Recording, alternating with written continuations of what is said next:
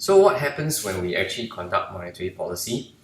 When we carry out contractionary monetary policy, our purpose is to actually try to reduce money supply so that interest rates will go up. When interest rates go up, there will be a fall in consumption because when you have a rise in interest rate, it increases the opportunity cost of spending. It makes buying large ticket items more expensive. So investments will also fall because at high interest rates, lower volume investments are profitable. So consumption investments will fall. C and I are both part of AD, aggregate demand. So aggregate demand will fall. There will be a fall in general price level. So if there's a fall in general price level and the economy was operating somewhere at full or near full employment level, there will be a fall in inflation. So contractionary monetary policy can help us to deal with the problem of inflation. Whereas expansionary monetary policy does the exact reverse. You try to increase money supply, which will reduce interest rates. When interest rates fall, consumption will rise. Consumption will rise because for interest rate, it makes the opportunity cost of spending lower and it encourages the purchase of large ticket items. More investments also become profitable when you have lower interest rates, so investment will also rise. C and I, again, part of aggregate demand, leads to a rise in AD. If there's a rise in AD, there will be an increase in real national income. As long as the economy is not operating at full or near full employment level, there will be high economic growth. On top of that, there will also be lower unemployment because when you have an increase in output levels, firms will hire more factor inputs to produce the higher level of output, which means they'll hire more labor, which means that there will be a fall in unemployment. So that's how your expansionary monetary policy works, the effects of expansionary monetary policy. There are also indirect impacts of monetary policy, and this is actually very important. We need to make sure that we get this right.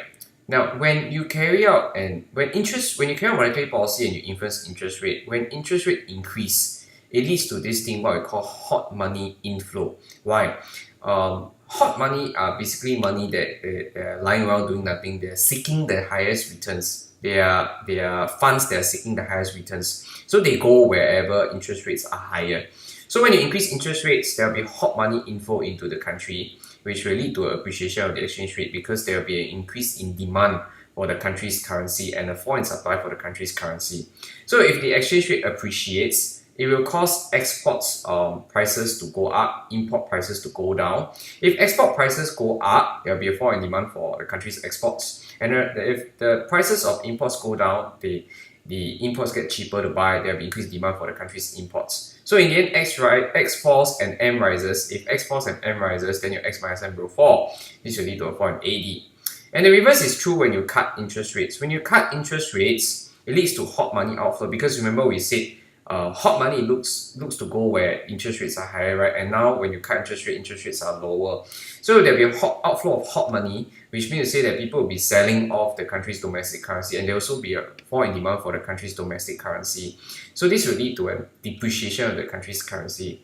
With a depreciation, exports become cheaper, imports become more expensive. So more people will buy the country's exports, which leads to a rise in X. Less people from the country will buy imported goods, so there will be a fall in imports. So now X rises and M falls, X minus M will rise. Again, X minus M is part of AD, so aggregate demand will rise.